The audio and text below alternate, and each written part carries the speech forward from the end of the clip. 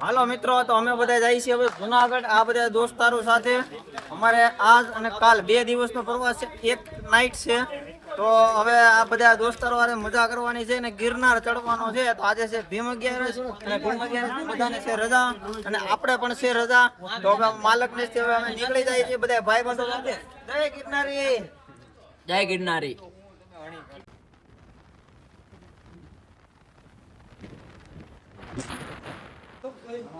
આ બધા અહીંયા આ ગણેશ ખમણાઓ છે, ત્યાં અમે બધા શુદ્ધ સિંગતેલમાં બનાવે છે ખમણ સમોસા, બાકી બધું નાસ્તો કરવા બેઠી ગયા છે. આ તમે જો આપણી પણ નાસ્તાની હવારની પ્લેટ આવી ગઈ છે. મિત્રો ગાડીમાં નાસ્તો કરીને પછી અમારે જવાનું છે સત્તાધાર, રામપરા ધામ, પછી જુનાગઢ. હું કેવું ભઈલું ભાઈ તમારું? અરવિંદભાઈ આ છે જયમતભાઈ ડ્રાઈવર બોલેરો. જય માતાજી મિત્રો. તો રામપરા ધામ અમે આવ્યા છીએ રૂપલમાના દર્શન કરવા માટે. આજથી રૂપલમાના મંદિરે અમે બધા મિત્રો દર્શન કરવા આવ્યા હતા. બહુ મજા આવી, બધા માતાજીના દર્શન કર્યા. અને સત્તાધારથી માત્ર 3 કિલોમીટર દૂર છે. તો સત્તાધાર આવવો તો અવશ્ય અહીંયા આવજો, બધાને બહુ મજા આવી છે મિત્રો. તો જય માતાજી. જો મિત્રો આ સત્તાધાર ભાઈ હજારો માણસો પ્રસાદી લે છે રોજ. સત્તાધારમાં ભોજનાલય પ્રસાદીની વ્યવસ્થા મિત્રો બહુ મોટા પાયે છે. જેમ આપણે બગદાણા છે એવા મોટા મોટા આપણા તીર્થધામ છે, એમાં નિઃશુલ્ક પ્રસાદીનો લાભ મેળવે છે. મિત્રો તમે જુઓ આ બધી વ્યવસ્થા પૂરી પાડવી, આ વ્યવસ્થા આપણા સૌરાષ્ટ્રમાં વધારે પડતી તમને જોવા મળે છે. તો સત્તાધાર આવો તો પ્રસાદી અવશ્ય લેજો.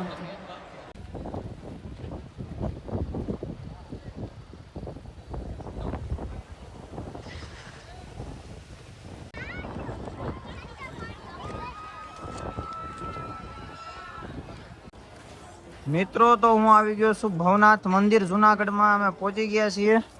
તો આ છે ભવનાથ મંદિર. બધા મિત્રો તમે જુઓ, ચંદ્રેશભાઈ જય ગિરનારી બધા ડાયરા ને આ જો ભાઈ બધા પૂગી ગયા છીએ અમે. ચંદ્રેશભાઈ પાછળ છે ગિરનાર.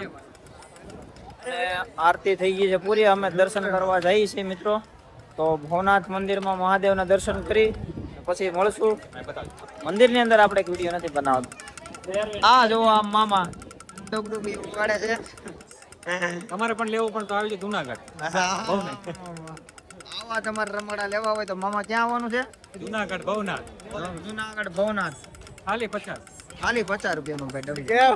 મિત્રો તો આ ભવનાથ મંદિર છે, ભવનાથ મહાદેવનું મંદિર છે. પાછળ છે ગિરનાર. જુનાગઢ જ્યારે આવો ત્યારે અવશ્ય ભવનાથ મંદિર અને ભવનાથ મહાદેવના દર્શન કરજો.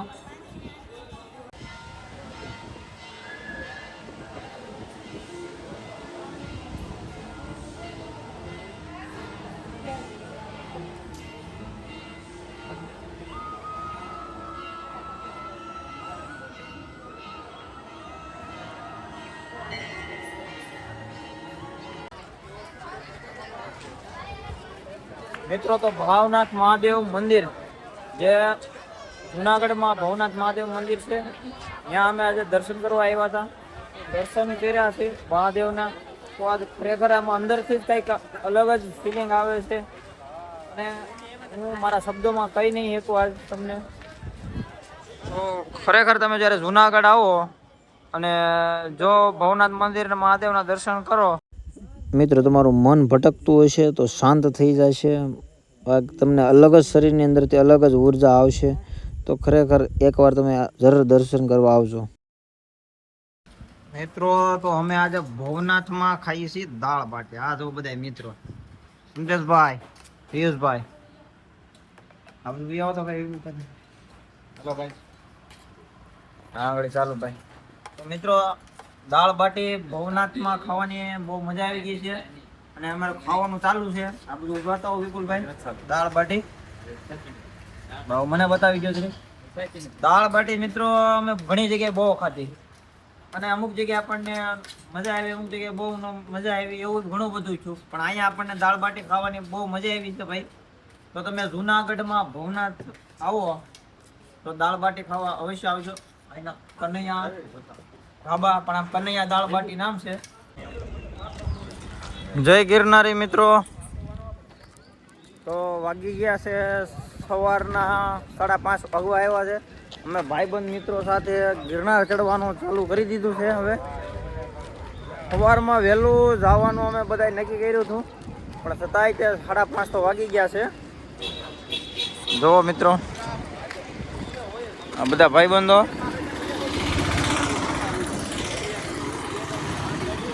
અને વધારે પડતું વહેલું જવાનું કારણ કે જો તમે ગિરનાર ચડવા આવતા હોય તો જેટલા વહેલા જાઓ એટલું તમારા માટે ફાયદો છે. અમે દર વર્ષે આવીએ છીએ, તો જેટલું વહેલું આવીએ ને એટલું આપણે રાતે રસ્તો કપાઈ જાય.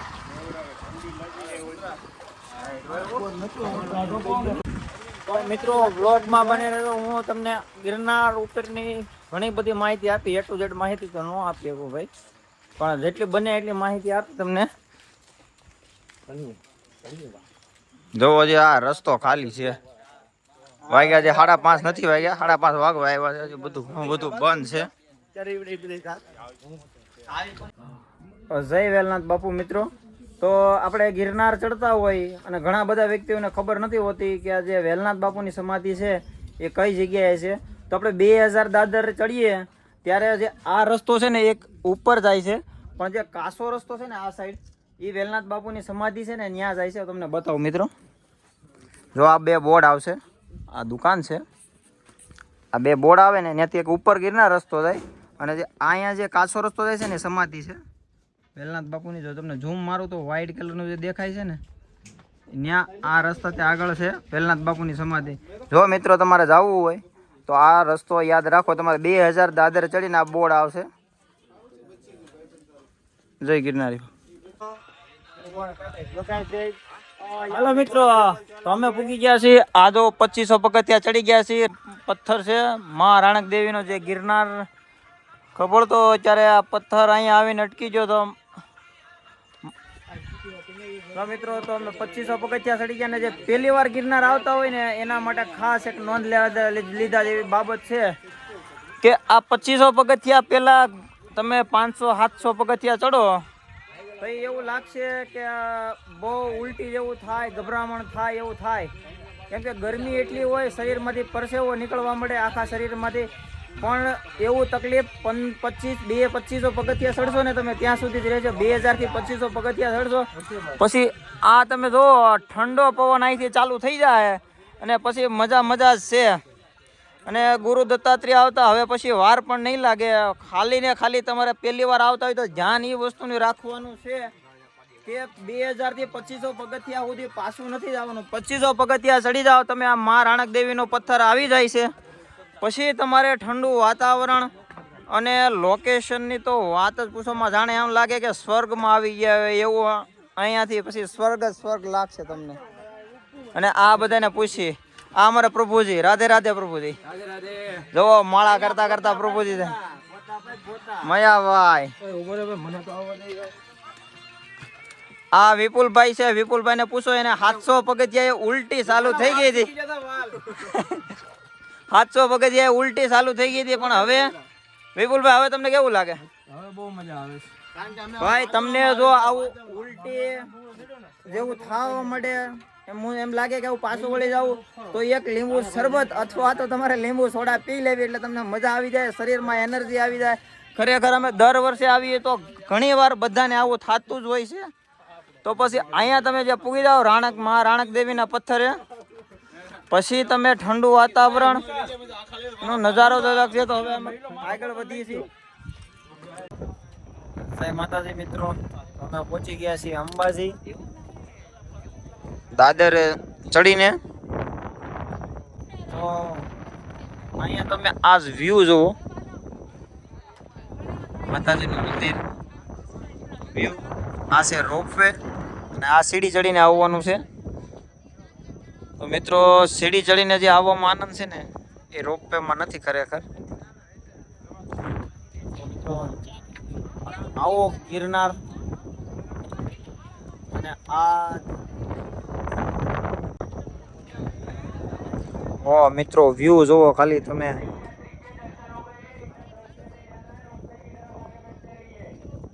તમે આ ખાલી વ્યૂ જોવો. આ નજારો જોવા માટે તમારે ગિરનાર આવવું જ પડશે મિત્રો. આ તમે વ્યૂ જોવો સ્વર્ગની, એમ તમને એમ લાગે તમે સ્વર્ગમાં આવી ગયા એવું લાગશે. અમે અંબાજી મંદિરે પહોંચી ગયા છીએ. અંબાજી દર્શન કર્યા છે મિત્રો અમે. તો આ વ્યૂ જે છે તમને આમ સ્વર્ગનો, તમને એમ લાગશે કે તમે સ્વર્ગમાં છો. આ તમે આ વાદળ જુઓ.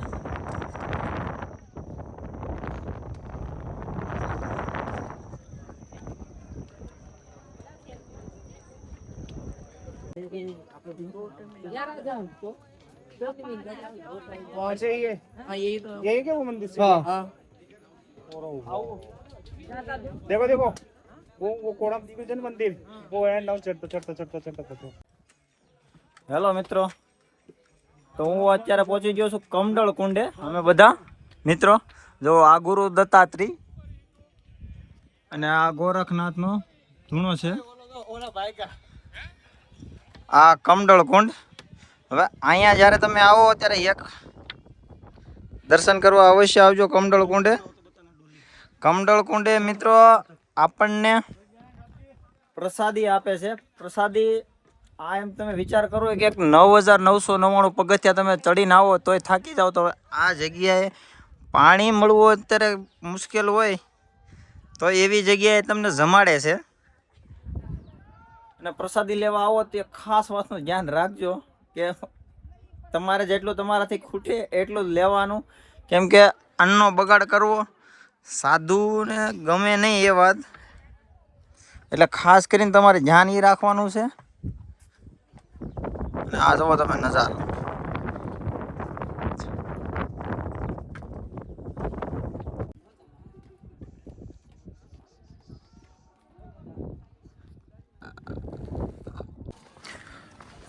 મિત્રો તો હવે ફાઇનલી અમે ગિરનાર ચડી અને ઉતરી ગયા છીએ. જો હા જો ગિરનાર, આ કોળી સમાજની વાડી અને આ મામા વિશાલભાઈ, આ આપણો છે બોલેરો તૈયાર થાય છે હવે ભાઈ બધું. હવે જવાનું છે અહીંથી ભાઈ પરબ, અને પરબ થી પછી સીધું જવાનું છે ઘેરે. બધા જ આવી જાય છે તૈયાર. મહેશભાઈ જો તમને ઉપર ચડી ગયા છે. ત્યાં બધાના બેગ ફિટ કરી દેવાના છે. પિયુષભાઈ કાંઈક મહેનતમાં પ્રસાદી નાખે છે બેગમાં. પ્રભુજી ચાલો મિત્રો તો મળીએ હવે આગળ.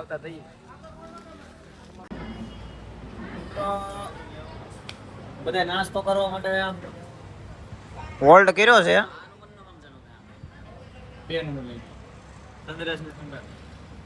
આમ તો અરવિંદભાઈ, પ્રભુજી, મામા, શું મેં કેવું પ્રભુજી તમે સમોસા. પ્રભુજી સમોસા ખાયા.